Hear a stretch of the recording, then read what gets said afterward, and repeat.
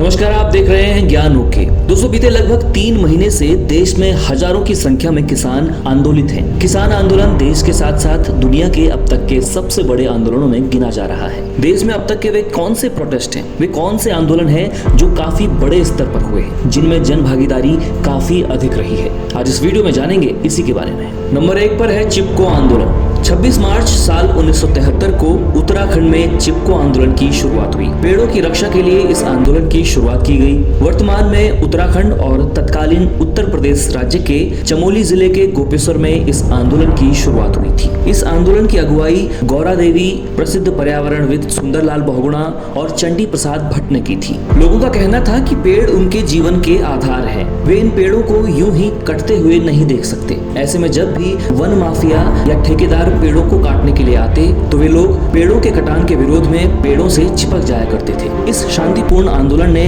भारत सरकार को लाखों लोगों के सामने घुटने टेकने पर मजबूर कर दिया था। चिपको आंदोलन के बाद देश में पर्यावरण सुरक्षा एक बड़ा मुद्दा बन गया। इसके बाद तत्कालीन प्रधानमंत्री इंदिरा गांधी ने हिमालय क्षेत्रों में पेड़ों के कटान पर 15 वर्षों तक का प्रतिबंध लगा दिया था। इसी आंदोलन का ये प्रभाव रहा कि देश में पर्यावरण मंत्रालय भी गठित किया गया और साल 1980 में देश में वन संरक्षण अधिनियम कानून लाया गया। इस आंदोलन को साल 1990 में सम्यक जीविका पुरस्कार यानी राइट लाइवलीहुड अवार्ड भी मिला। चिपको आंदोलन में पेड़ों को बचाने के लिए लोगों की जुबान पर नारा था, क्या है जंगल के उपकार, मिट्टी पानी और बयार, मिट्टी पानी और बयार, जिंदा रहने के आधार। चिपको आंदोलन न सिर्फ उत्तराखंड बल्कि देश के बड़े आंदोलनों में भी शुमार है। नंबर 2 पर है नर्मदा बचाओ आंदोलन। यह आंदोलन देश में सबसे अधिक समय तक चलने वाले आंदोलनों में से एक था। नर्मदा बचाओ आंदोलन समाज सेवी मेधा पाटकर के नेतृत्व में चलाया गया था। नर्मदा नदी भारत की 6वीं सबसे बड़ी नदी है।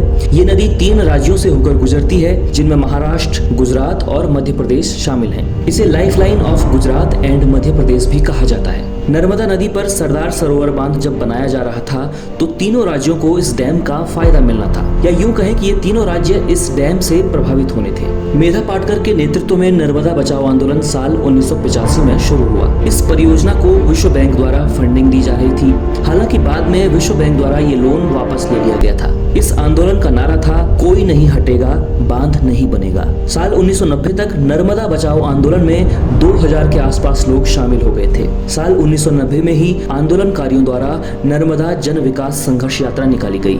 इस यात्रा में करीब 100 किलोमीटर तक मार्च किया गया। 100 किलोमीटर के मार्च के दौरान जब सभी लोग गुजरात पहुंचे तो पुलिस द्वारा हिंसा की जाने लगी। मेधा पाटकर नर्मदा बचाओ आंदोलन के दौरान 22 दिन की भूख हड़ताल पर भी बैठी रही। इस दौरान उन्होंने प्रण किया कि जब तक बांध बनने का कार्य नहीं रुकेगा तब तक वे भूख हड़ताल पर बैठी रहेंगी। नर्मदा बचाओ आंदोलन को कई राजनीतिक, फिल्मी एवं साहित्य जगत की हस्तियों ने भी सपोर्ट किया था। नर्मदा बचाओ आंदोलन देश के सबसे लंबे चले आंदोलनों में से एक रहा। नंबर 3 पर है जेपी आंदोलन। 18 मार्च साल 1974 को बिहार के पटना में कॉलेज के छात्रों द्वारा फीस बढ़ाए जाने को लेकर एक छात्र आंदोलन की शुरुआत हुई। इस आंदोलन का नेतृत्व जेपी यानी जयप्रकाश नारायण द्वारा किया जा रहा था। जेपी आंदोलन ने सत्ता के मद में चूर इंदिरा गांधी सरकार को हिला कर रख दिया था, जिस वजह से देश को आपातकाल का बुरा दौर भी देखना पड़ा। देश इंदिरा गांधी सरकार के दौर में महंगाई, भ्रष्टाचार जैसे मुद्दों से जूझ रहा था। ऐसे में लोग सरकार के खिलाफ आक्रोशित थे। जेपी आंदोलन ने इस आक्रोश को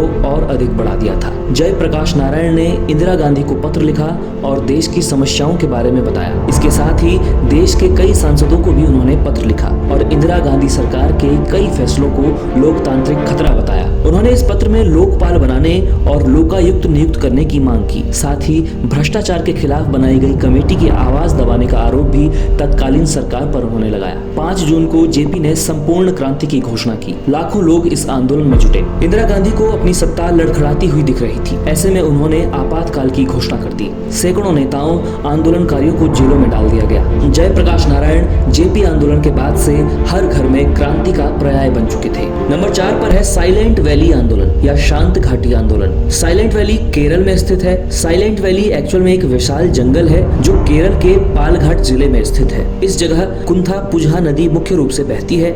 ये क्षेत्र हरे भरे पेड़ पौधों और जैव विविधताओं से परिपूर्ण है। इसी घाटी में लंबी पूंछ वाले मकाक बंदर भी पाए जाते हैं, जिन्हें काफी दुर्लभ प्रजाति समझा जाता है। साल 1928 में कुंथा पुजहा नदी के निकट सैरंध्री नाम की जगह को राज्य सरकार द्वारा डैम बनाए जाने के लिए चुना गया। साल साल 1970 में केरला राज्य विद्युत बोर्ड ने हाइड्रो इलेक्ट्रिक डैम बनाने का प्रस्ताव रखा। इस डैम के बनने से 8.9 किलोमीटर का क्षेत्र जलमग्न हो जाता। योजना आयोग द्वारा इसके लिए 25 करोड़ रुपए स्वीकृत कर दिए गए थे। डैम बनाए जाने की घोषणा होते ही लोगों ने इसका विरोध करना शुरू कर दिया। रोमुलस व्हिटेकर, जिन्होंने मद्रास सर्प उद्यान की स्थापना भी की थी, उन्होंने ही सबसे पहले इस बांध का विरोध करना शुरू किया। साल 1977 में केरल वन्य शोध संस्थान ने डैम बनने से पर्यावरण को होने वाले नुकसान के बारे में रिसर्च शुरू की। केरला शास्त्र साहित्य परिषद ने इस आंदोलन में महत्वपूर्ण भूमिका निभाई थी। बाद में आंदोलन में केरल की जानी मानी कवियत्री सुगाथा कुमारी भी जुड़ गई और साइलेंट घाटी बचाओ का नारा दिया। इस आंदोलन के दौरान कई कविताएं भी लिखी गई।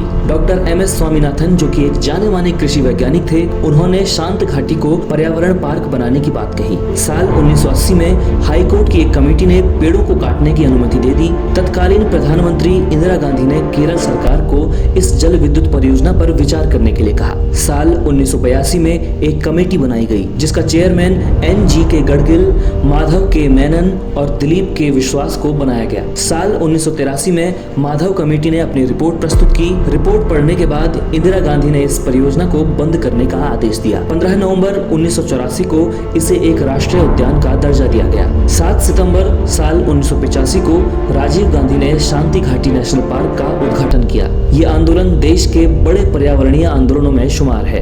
नंबर 5 पर है जन लोकपाल बिल आंदोलन। जन लोकपाल विधेयक या जन लोकपाल बिल को लाए जाने के लिए शुरू किया गया यह आंदोलन दिल्ली के जंतर मंतर में 5 अप्रैल साल 2011 को शुरू हुआ। इस आंदोलन में अरविंद केजरीवाल, किरण बेदी, प्रशांत भूषण, बाबा रामदेव जैसे बड़े नाम शामिल थे। धीरे धीरे देश भर के लोग इस आंदोलन के समर्थन में सड़कों पर उतर गए। आंदोलन में भ्रष्टाचार को जड़ से मिटाने के लिए जन लोकपाल बिल लाए जाने के लिए संघर्ष किया गया। अन्ना हजारे ने इस आंदोलन के दौरान भूख हड़ताल भी की। साथ ही उन्हें और उनके साथियों को इस दौरान जेल भी जाना पड़ा। अन्ना हजारे की कुछ शर्तों पर सहमति बनने के बाद उन्होंने 28 अगस्त को अपना आंदोलन स्थगित करने की घोषणा की। टाइम मैगजीन ने इस आंदोलन को साल 2011 की टॉप 10 घटनाओं में जगह दी। इस आंदोलन की वजह से शरद पवार समेत कई बड़े नेताओं को इस्तीफा देना पड़ा था। नंबर 6 पर है FTII आंदोलन। केंद्र सरकार द्वारा साल 2015 में जब पुणे में स्थित फिल्म एंड टेलीविजन इंस्टीट्यूट के अध्यक्ष पद पर भाजपा से जुड़े अभिनेता गजेंद्र चौहान को नियुक्ति दी गई थी, तब सरकार के इस फैसले के खिलाफ FTII छात्रों द्वारा कई दिनों तक प्रोटेस्ट किया गया। यह आंदोलन करीब 150 दिनों तक चला। आंदोलन के दौरान कई छात्रों ने भूख हड़ताल भी शुरू की। इस आंदोलन को देश भर के कई लोगों, कई महान हस्तियों का समर्थन मिला। आंदोलन के समर्थन में कई बड़ी हस्तियों ने अपने पुरस्कार भी वापस लौटाए। FTII का यह आंदोलन देश में अब तक हुए बड़े छात्र आंदोलनों में गिना जाता है। नंबर 7 पर है UGC ऑक्यूपाई आंदोलन। साल 2015 में इस आंदोलन की शुरुआत की गई, जब केंद्र सरकार द्वारा नॉन नेट फेलोशिप खत्म करने का निर्णय लिया गया। 7 अक्टूबर को UGC ने बीते 9 सालों से चली आ रही नॉन नेट फेलोशिप खत्म करने का निर्णय लिया था। देश के तमाम राज्यों के छात्रों द्वारा दिल्ली में UGC मुख्यालय के सामने ऑक्यूपाई UGC अभियान चलाया गया। हालांकि बाद में मानव संसाधन एवं विकास मंत्रालय द्वारा नॉन नेट फेलोशिप खत्म करने की बात से इनकार किया गया, लेकिन छात्रों द्वारा फेलोशिप बढ़ाने और शिक्षा के निजीकरण न किए जाने की मांग के साथ आंदोलन चलता रहा। JNU, Delhi university, Allahabad university जैसे कई बड़े विश्वविद्यालयों के छात्रों द्वारा इस आंदोलन को टूटने नहीं दिया गया। छात्रों के इस आंदोलन में कई शिक्षक संगठन भी शामिल थे।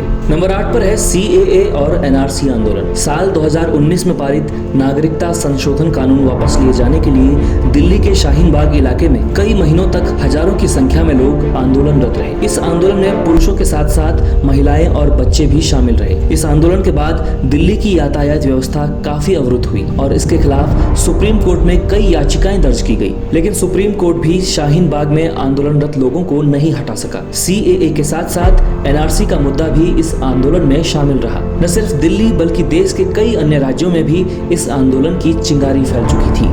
नंबर 9 पर है किसान आंदोलन। देश भर के किसान बीते लगभग 3 महीनों से दिल्ली की अलग अलग सीमाओं पर 3 नए कृषि कानूनों के विरोध में आंदोलन कर रहे हैं। किसानों को सीमाओं से हटाने के लिए पुलिस द्वारा आंसू गैस, वाटर कैनन तक के प्रयोग असफल साबित हुए हैं, लेकिन अभी तक किसान गाजीपुर, टिकरी और सिंघू बॉर्डर पर आंदोलन में डटे हुए हैं। इस आंदोलन की गूंज विदेशों तक भी पहुंच चुकी है। कई विदेशी सेलिब्रिटीज द्वारा इस आंदोलन को समर्थन दिया गया है। किसान आंदोलन देश का अब तक का सबसे बड़ा आंदोलन माना जा रहा है। ठंड और बारिश में आंदोलनरत कई किसान इस आंदोलन की भीड़ चढ़ चुके हैं। किसान आंदोलन में किसान नेताओं के साथ सरकार की कई दौर की वार्ताएं विफल हो चुकी हैं। अब देखना होगा कि किसान आंदोलन कब तक चल पाता है। तो दोस्तों, ये थे देश में अब तक के हुए कुछ बड़े आंदोलन जिनके बारे में आज हमने इस वीडियो में जाना। ये जानकारी आपको कैसी लगी हमें कमेंट बॉक्स में जरूर बताएं। जल्द मिलते हैं एक और नई नॉलेजेबल और इंटरेस्टिंग वीडियो के साथ। फॉलो करें हमें फेसबुक पर, साथ ही यूट्यूब पर सब्सक्राइब करना बिल्कुल ना भूलें।